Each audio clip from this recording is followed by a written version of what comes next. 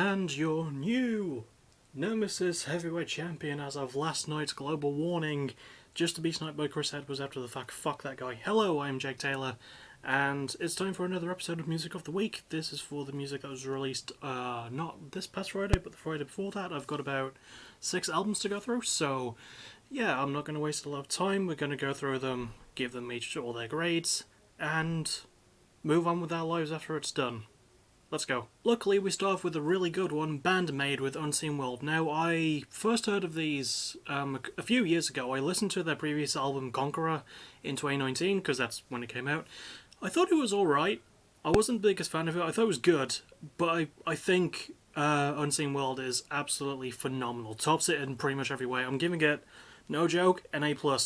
I love this album. The only thing that does take away from it is slightly the lyrics, but that's just because I don't speak Japanese, and I'm not going to downgrade those because I don't speak the language, so yeah, but fuck yeah, this album is really, really good, and I love it. Just really stuck with me. It keeps a frenetic pace. All the girls sound amazing.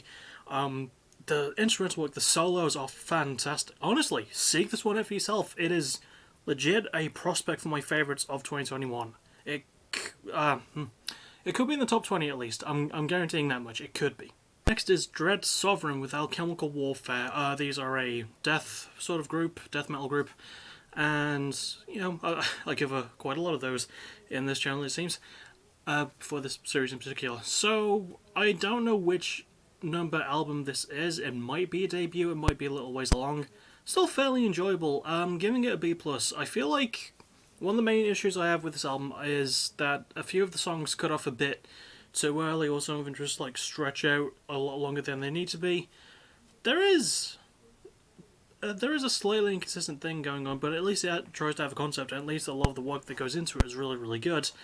I don't think it's properly A-worthy, but it's still a really enjoyable album, especially considering that I thought I'd be tired of the death metal styles by this point, because crap, 2020 was a year for it. It just really was. And not all of it in 2020 was good, if you remember from my own lists, but still enjoyable album. Once again, if you're into the style, I would recommend giving it a go for yourself. I really like this one. Next is Shame with Drunk Tank Pink. Shame are a British band, and yeah, they're sort of in the post-punk style, and I've been listening to a lot of post-genres this year so far. I really hope it's not like the new death metal for me, because, you know, it was death metal in 2020, it's going to be like post-rock and post-punk this year, but I'm not minding it as much. I'm giving this album an A, by the way. Really amazing lyrics, fantastic performances. I know the possibility for the top 10s, maybe, but still too early to tell. We are still in January as the month is petering out right now. But yeah, absolutely fantastically enjoyable. Really well produced too. Anthony Fontano only gave this a 6 out of 10, but then again, what does he know? More than me is the answer to that, but I'm giving this one an A. I think it's fantastic. Next is Sleaford Mods with Spare Ribs, another British band. These are an electro-punk sort of like minimalist band who have a very unique style to them. There's only 2 people, Williamson, who does the vocals, and Fern, who does the instrumentals. I know they both have first names, I forgot what they both were. Sorry about that. But yeah, this was a really good album. Lyrical content is speaking about British culture, and as a British person, yeah, this is shit I see a lot in my day-to-day. Even though I don't really go out a lot because I just spend all day inside eating pizza and drinking pop and making videos on the internet that no one watches, but, you know, it's stuff I've experienced, and I should stop ranting and get to the album's grade. It gets an A-. Just super enjoyable stuff. Once again, it's one I'll have to go back on, because I sort of have feelings towards it like I did about Trivium's 2020 album, What the Dead Men Say. Like, I really enjoyed it, but I'm trying to figure out the reasons why, you know? I still liked it, though. I thought this was a ridiculously fun album. It was very, very funny when the lead singer started just yelling out the word cunts over and over again. I don't know why I enjoy that so heavily, but I did. And, yeah, a funny album, but also really good satire of British culture, and decent beats. I'll give it that much. Next is Voodoo Circle with Locked and Loaded. Now, this is their 6th album. They've only been around since 2008, some point in the late 2000s, but a lot of the members were in other bands before this, and like they are sort of those older like rock bands And I'm giving this album a C minus because here's the thing, it does keep a couple of the tropes of those old bands. And I feel like if I were reviewing the style of music back then, if I were born like 20, 30 years earlier, I'd still be giving them C minuses maybe, because, yeah, the charisma is there from the band members, there's some really good instrumental work, but the lyrics are they're god awful, for one thing, and the structuring is a bit weird. There's an unnecessary ballad before the last song on the album. I'm like, why would you just randomly throw that in there and start taking yourself seriously at that point? Like, and there was also the production. The production on this is not great. I feel like there was a lot of unnecessary elements that were added to it, and there's one song that just adds these unnecessary like synth sweeps that did not need to be there. And to my knowledge, this band doesn't even have a keyboardist, so those were added in post, and they're fucking annoying.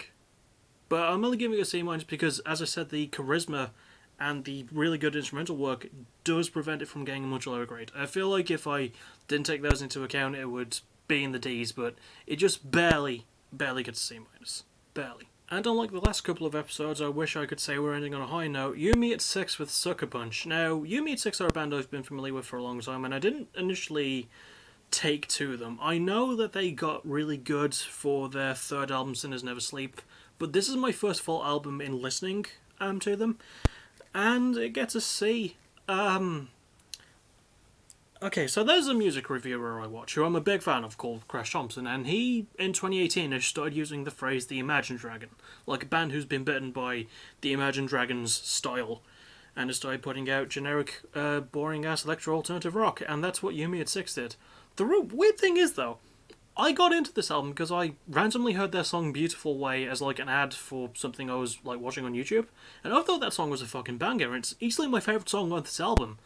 But the rest of the album doesn't sound anything like it, and it bothers me that this album is getting such acclaim because it's just Imagine Dragons done by You-Me at 6, and if there's one thing I want from You-Me at 6, it's for them to sound more like themselves and not like Imagine Dragons. I don't know, I feel like there's a lot of creative choices that went wrong with this, but the band do generally have the charm, and I can't fault them for wanting to try something new, even if most of it didn't really work for me.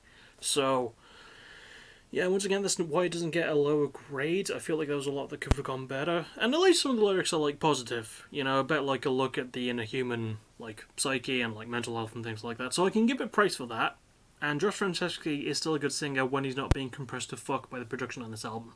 So, yeah, that's why I get to C and not anything lower, because I feel like the band wanted this to turn out better than it did, and I don't think it's their fault at all. And that is it. That is all 6 of these albums. The next thing I'll see you for will be tomorrow for, oh, that reminds me, I don't know if I announced this yet, but I won't be... I've got another announcement as well. Let's do this in order. So, I completely forgot to do the Mike Davis Mason Jones fight. I didn't really get a chance to review it, but I want people to know I did like that fight. That was really, really good. And the next thing I want to announce is that I will no longer be streaming daily. I will just be streaming on Tuesdays and Fridays, maybe. Maybe Thursdays. You know, maybe a cheeky Thursday stream if I can squeeze one in. And yeah, so you won't be seeing me stream tonight. You'll be seeing me stream tomorrow. PBW versus AVW as always. Maybe a couple more games after that. It would be nice to like get more done than just the wrestling shows. We'll see. And the next video you'll see me for will hopefully be on Wednesday, where I will try to get out my Star Wars Jedi Fallen Order review, because I've written it, it's all good to go, I just need to do the video and get that done. So I will most likely see you on YouTube for that, or, yeah, if failing that, I'll probably get that done on Thursday, and on Wednesday you'll get the PBW versus AVW episodes, for Wednesday. So, yeah, that's the game plan at least, and I have nothing else to say, except for, you know, really good bag of albums for this episode. I highly recommend Bandmaid's album the most, followed by Shame, followed by Sleaford Mods, and the rest you can just judge by the grades I gave them. And I'll see you tomorrow, most likely. And as always, thank you for watching. You're awesome. Bye-bye. Can't believe I'm on the chat now.